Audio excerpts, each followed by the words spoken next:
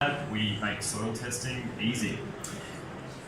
So the red on this map indicates their soil cover over the continent of Australia. 2015 was far worse than 2006, and as you can see, it's not getting any better. It's not the farmer's fault that this is occurring. Bare soil cover, by the way, is actually really bad. It heightens the risk of erosion, and it means we lose a lot of our arable land as we move forward. So it's really something we need to manage. But it's really not the farmer's fault at the moment. Right now they don't have the tools they need to appropriately manage soil cover, erosion and other risks that contribute to loss of overall soil fertility. The solution is not to go out and fly a drone around to collect a whole bunch more data. We have the data that we need on hand.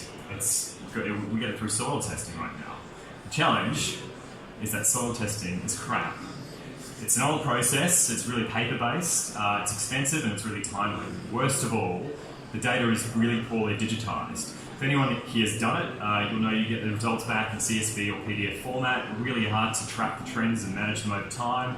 And for the farmers that get the report at the end of the day, often that's just stuck into a filing cabinet and left there.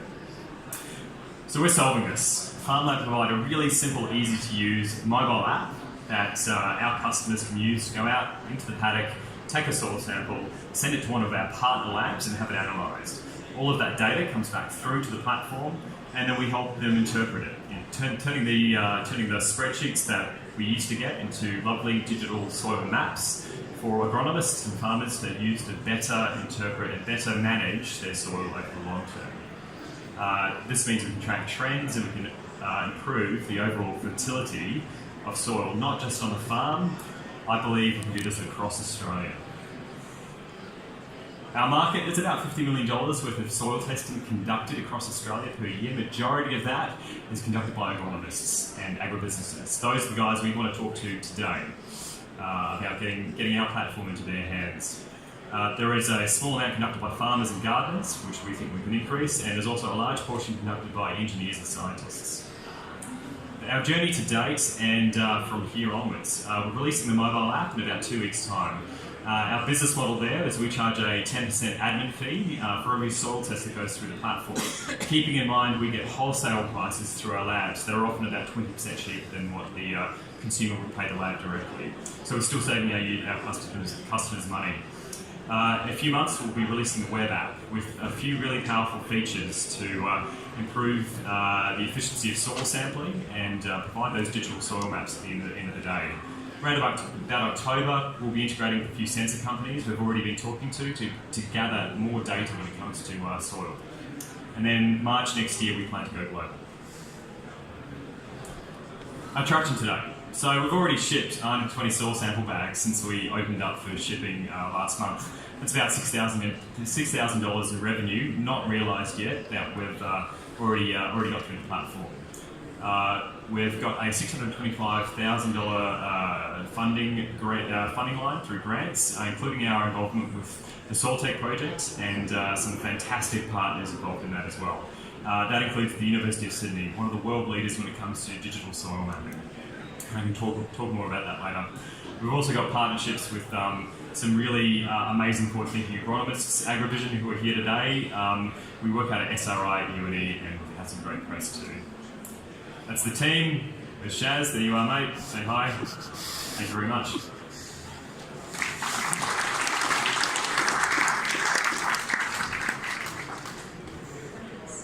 Sam, just from a naive perspective, why do I need a phone and an app? How often do I need to test my soil? So do I need it in real time? Not in real time, but in the sense, do I need an app? So as a farmer, if you're trying to do a whole bunch of if you really want to change how your existing farming practices, you need to understand what's happening below the ground, regardless of whether you're cropping or you're into pastures. So it all really starts with that soil test. Now, as far as seasonality goes, if you're a cropper, your agronomist is probably going to do that soil test for you, and that's why our target is the agronomist, because each agronomist will have an average of 10 farmers each, and subsequently probably probably taking 200 to 400 soil tests per year.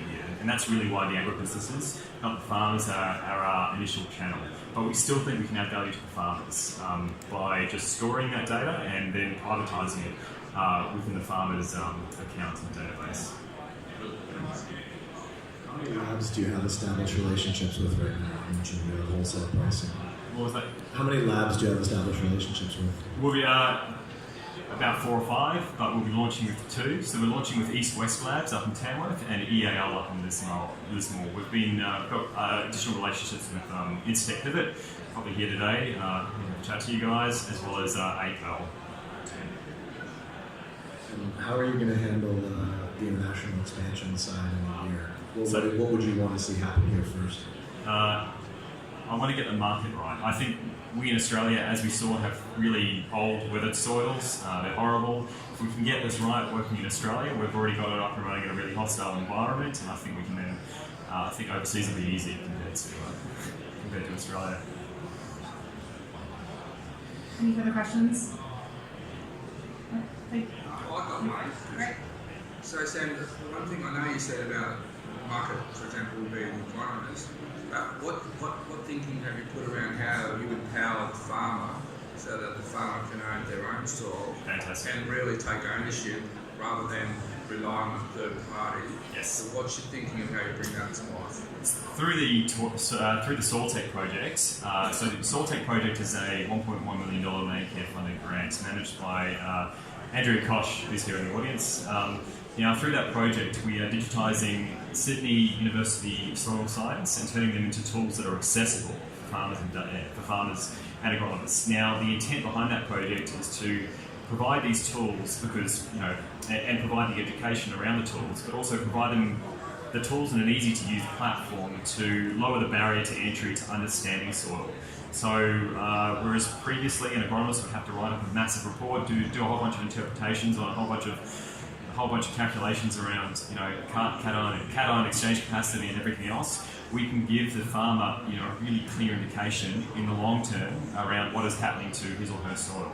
And that's where we want to get to. So we do want to be with farmers, but we know the channel to do that initially is through agronomists. But ultimately, at the end of the day, if we can give the farmer, their data set, a lovely map of their soil, they can take that with them and make that an asset as part of their farm as well. I've got one quick question. Yep. So going forward, who's going to own the data?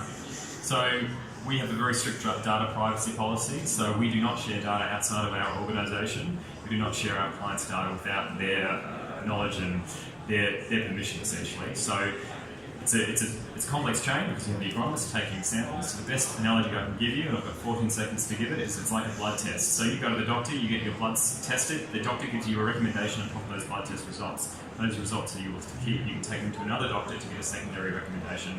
We do the same with soil tests. The farmer owns the soil test, the agronomist owns the interpretation. Right. Crushed it. Thanks, Sam.